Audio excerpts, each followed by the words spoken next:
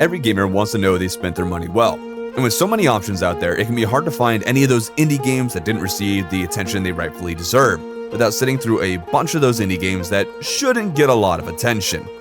So I've decided I'll check out these smaller titles myself to see if they're worth your time. Today we'll be discussing a racing shooter that released back in 2016, and by the end of this video, you'll know whether or not this is a game you should add to your own library. Of course, if you saw the thumbnail, you already know what I would suggest, but everyone's got their taste, so we'll see if this is the kind of thing that you would enjoy. Sorry also for my voice, I'm a little bit under the weather as I'm recording this, but that's besides the point, so let's get into it. This game can't exactly be spoiled, so we'll just dive right into the game as a whole. When I opened the game, I was greeted with this really simple menu, and I gotta say, if nothing else, this is at least refreshing. A lot of modern games fill the screen with all kinds of garbage, and it's just kind of nice seeing a menu screen with maybe 5 buttons. When you choose Start Game, you're brought to 4 options. One is the main campaign, and the other 3 are daily challenges, because apparently this game is able to maintain daily challenges. I have to assume they're on random rotation, or else it's programmed to create random challenges, but that's all conjecture, because I never tried any of the daily challenges. The campaign, being the main meat of the game, has 36 missions. This isn't a bad number, but of course quality missions are more important than quantity. You're given a starting car as well as some cash with which you can upgrade your vehicle and purchase your first weapons. From here, the game boils down to a rotating door of 3 game modes. There is your typical racing, team race, and boss battle, and we'll talk about each of these game modes individually after we talk about the main draw of the game. Watch the trailer on Steam and you expect that there'd be lots of gunplay as you desperately try to reach the finish line. Now let's give the game credit where credit is due. Weapons are mounted so that they are primarily in front of you, meaning that if you're in first place, you're also the most vulnerable. There are weapons that drop mines or turrets behind you, but since the game has no minimap or position indicators, you're shooting blind when you do this. And perhaps the best concept the game had was a weapon mounted on top of your vehicle. This mounted weapon allows you to enter a shooting phase where the car will automatically drive itself and you're given full control over the mounted weapon on your car. This is the best way that a person in the lead could attack those behind them. Doing this would make you vulnerable and you are no longer in control, and you may not be driving optimally, but it can also allow you to more precisely deal with whatever threats are behind you. Only problem is, the gun mount is more good in theory than in practice. No matter which mount I used, it was always really hard to tell where I was shooting or if I was hitting my target unless I was shooting one of the massive vehicles at point-blank range. The turret was also really jittery and hard to control, flicking around a bit too much. Perhaps this could be fixed by reducing mouse sensitivity, but I didn't think about that until writing the script, so maybe the sensitivity issue could have been fixed, but I don't even know if that's a setting you could change in-game. Overall, I liked the idea, but the execution was a bit lacking. The most fun I had from it was when I unlocked the tank vehicle, and the mount weapon is just the tank's turret, and it was awfully fun shooting that thing. But then I wasn't able to actually aim at anything or tell if I was hitting anything, and so it was a bit less satisfying. Now on to the 3 game modes. First, there is racing. This is exactly what people would have most expected when choosing this game, so out of the 3, this is the one that is the most important for them to get right. So do they? Well, I would describe it as my favorite of the 3 game modes, but at the same time, when deciding which one was my favorite, all I could think of was how bad all 3 modes were. This basically means that racing was the most tolerable game mode. The game doesn't have any difficulty options, so the default is what you get, and put quite simply, the races are incredibly easy.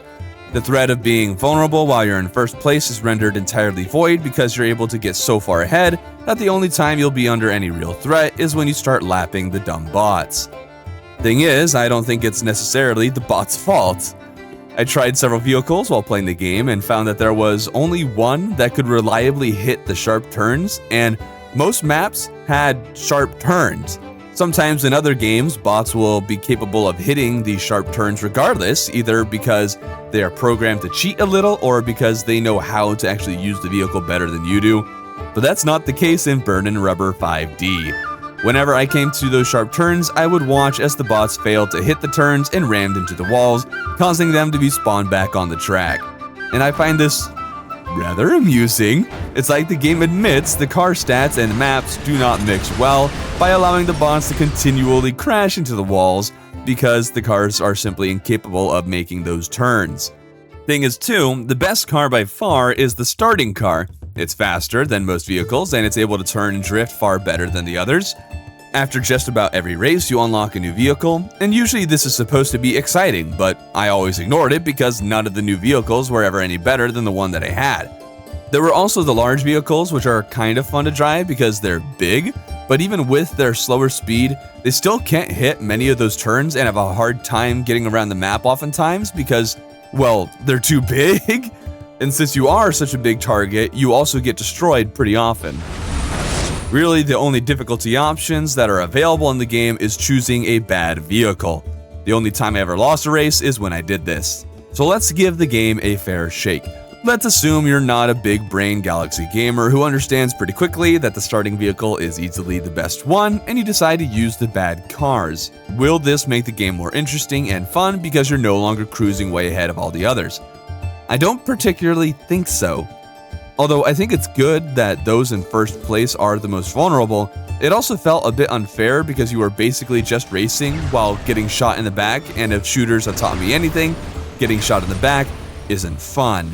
I think a small indicator at the bottom of the screen that tells you roughly where and how close another racer is would fix this problem. At the very least, you'd have a rough idea as to what you should do in response to being shot at, and could maneuver yourself in a more advantageous position. Racing itself is also a bit difficult to handle. This also applies to the other game modes, but handling the vehicle doesn't feel very good, especially when it comes to collisions. Small bumps are capable of sending your car flying or launching you into the air, or resulting in you coming to an unexpected stop.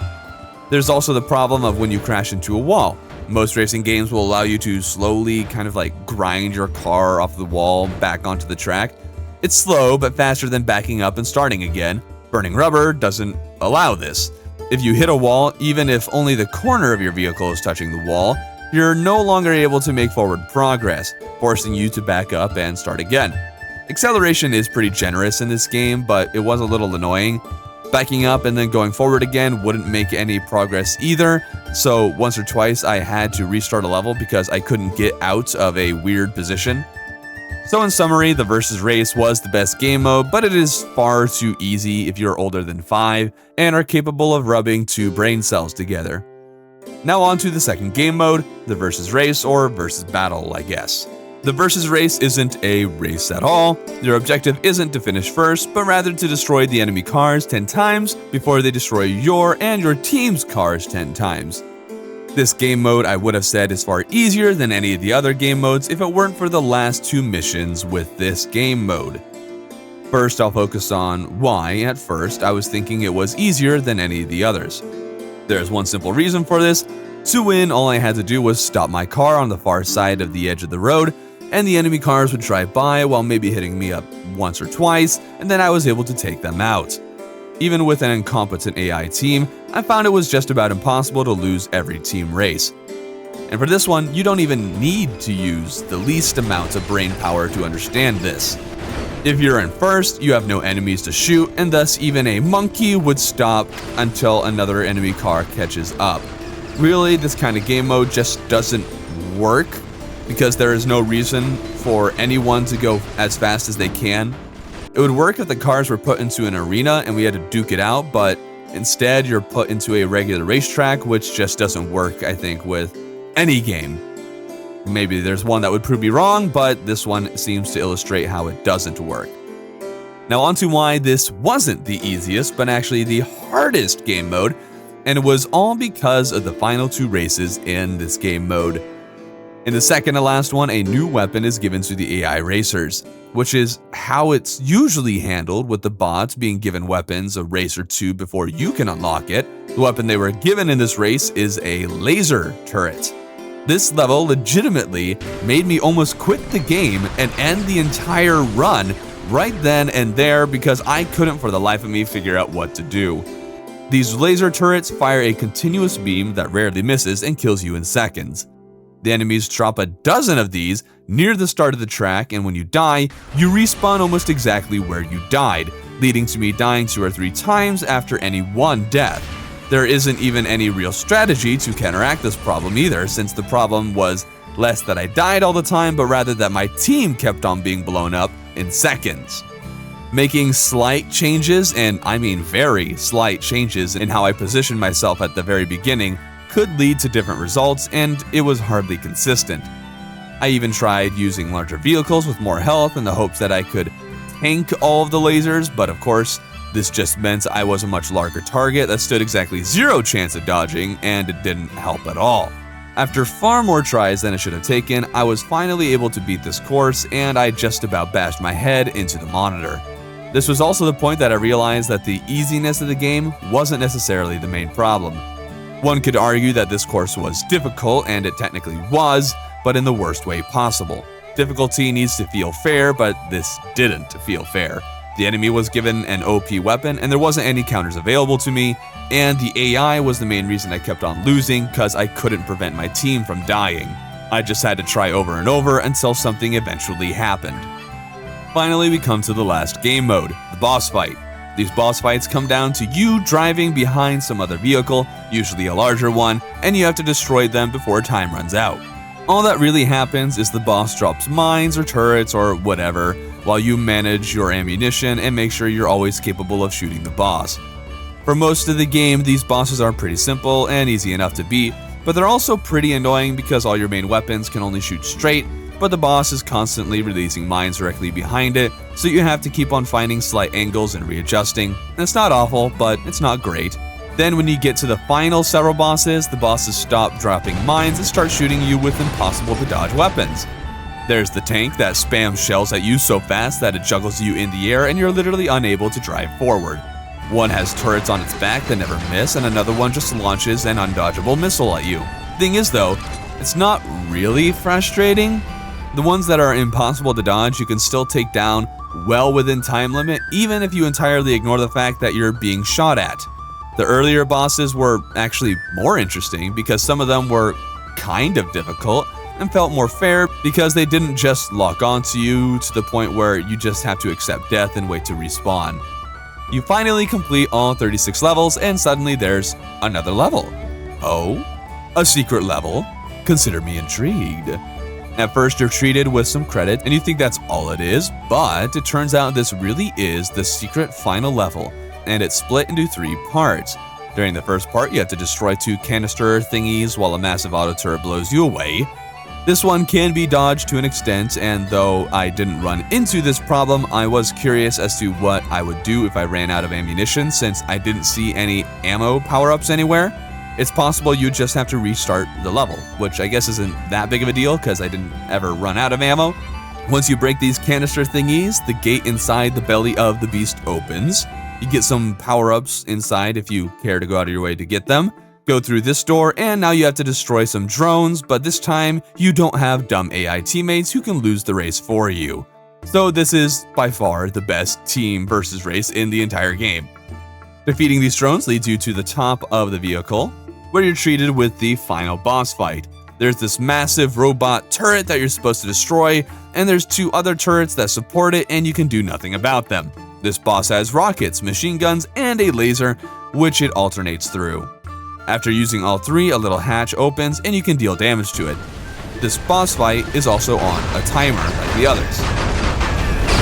I quit the game before beating this level because I hadn't the foggiest clue how to win. If you die while fighting, you get respawned a ways away from the robot, so you better hope you can survive the boss's final attack, or else you won't be able to deal any damage. Thing is though, when I was there on time and hit the boss as much as physically possible, it did next to no damage, and even if I did do everything perfectly, I wouldn't be able to win. Maybe if I equipped different weapons, I could have won, but since you have to redo the first 2 phases of the boss fight every time, I simply wasn't interested in trying over and over again, just hoping that I chose the best weapons for the situation.